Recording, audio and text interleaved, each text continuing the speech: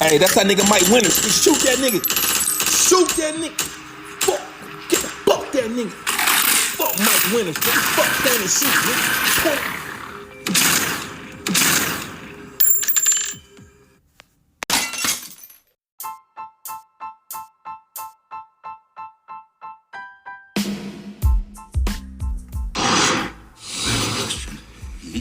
Say we get into the cage and through the security doors there and down the elevator we can't move and past the guards with the guns and into the vault we can't open. Without being seen by the cameras.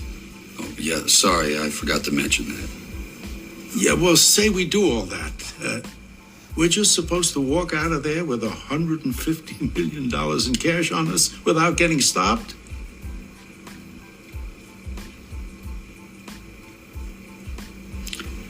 Yeah. Sounds crazy, right?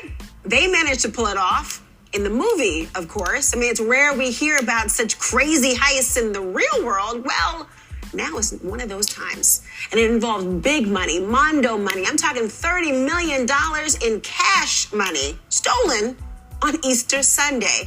It happened in northern Los Angeles at a money storage facility. What's that? Cash from businesses across the region, well, they're held there. Sources telling CNN the burglars broke through the roof, bypassed the alarms, entered the vault by cutting through the ceiling, and then exited the building by breaking through a rear wall. It's one of the largest cash heists in the city's history. I know, you've probably got 30 million questions. So do I. So for starters, you ever see what $30 million in cash looks like in person? Me either. But here's a taste. This is $30 million stacked in $100 bills. Now, we don't know the denominations of the stolen cash, but in $100 bills, that would be about 661 pounds. If it were in $50 bills, more than 1,300 pounds. $20 bills, 3,300 pounds. And in case the burglars really ran into a challenge, $1 bills would have been 66,000 pounds. So about all those questions, who better to help than the person who first broke this story, along with a former bank robber? Well, joining me now, Richard Winton, a reporter for the Los Angeles Times, and Joe Loya, who robbed more than 30 banks in the late 80s and served prison time for doing so. He's the co-host of the podcast, The Score, Bank Robber Diaries, author of The Man Who Outgrew His Prison Cell. Gentlemen, thank you for both joining me this evening. Everyone is talking about this story and trying to figure out how, why, and of course, who. Richard, what are your sources telling you about how this heist was even carried out? It was carried out very quietly on a holiday, which is not unusual when it comes to big heists.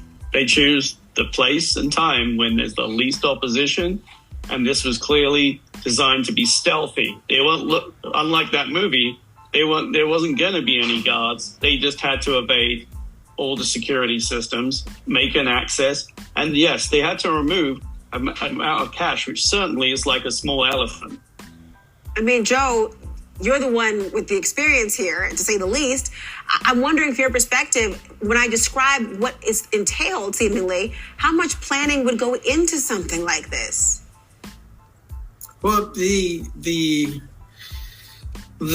crime is dictated by the inside of the place. So if the place says you have to be here to avoid these, to avoid these cameras, and then maybe you have to push this code here and wait for this to happen, how you have to maneuver through there is your plan. And I believe it's an inside plan. So I believe that everybody who was involved in robbing it already understood that they understood what they had to do, where they had to be, what cameras to avoid.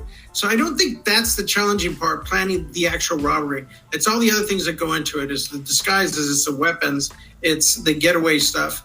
And I believe that there's been another robbery that in 1997 where some guys robbed another money storage facility. And they were very, very clever the way they did it, the way they got away with it, the way they waited. But they were also dumb. And that's the thing about bank robbers. We are very brazen, impulsive, and we can do things that, like I robbed 30 banks. It was a very successful, like short, brief bank robbery career, but I was impulsive and I was dumb and I just pushed too far. And I feel like that's what's going to happen here. These people are going to get caught because even though they're very sophisticated here, they're going to fall, they're going to stumble, and eventually they'll get caught. And we'll find out exactly what kind of inside job it was. Well, Richard, let me have you weigh in here because everyone's wondering about the FBI investigation.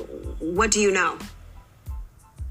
Well, what we know at this stage is the FBI is asking people in the immediate area for video of this personal, security systems. Like there's a mobile home park, there's a church, there's a number of other businesses. They've been going around trying to collect every piece of video from that period of time to see if there's anything on it.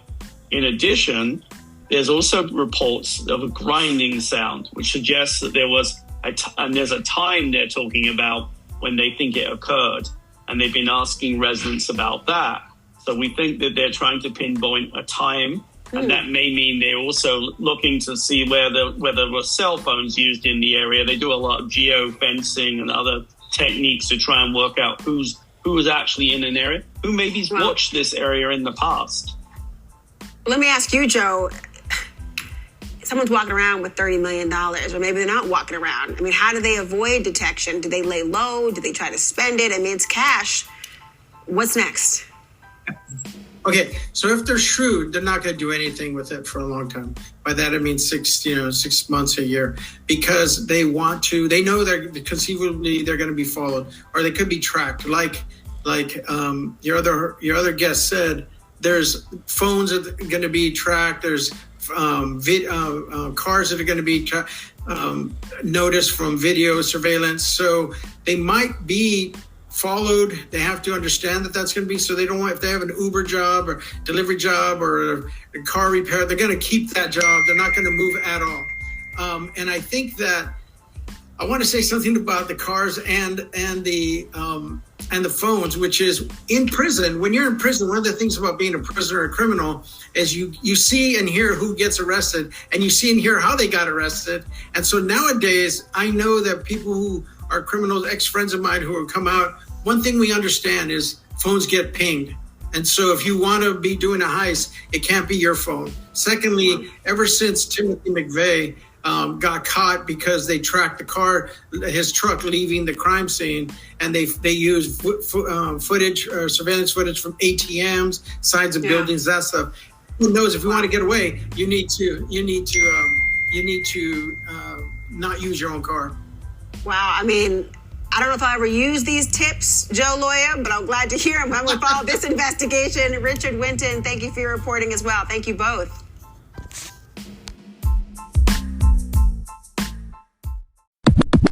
Yes. Only thing that I'm worried about, punch one of these pussy ass niggas in their mouth. Then they film and they'll upload it. Suckers do anything for that clout. They'll trick you out of your position if you ain't gained up and you ain't here watching out. Internet bloggers, internet gangsters, who the snitches? I can't tell. On the dead homies and enemies podcast, the only podcast that I know won't tell. But I ain't tripping, I just pay attention to my own little business and I get this mail. I'm in another state, making another plate. Big plat place on my state. A plush hotel, just counting mail. I do this shit and I do it well. Doing 100 bang and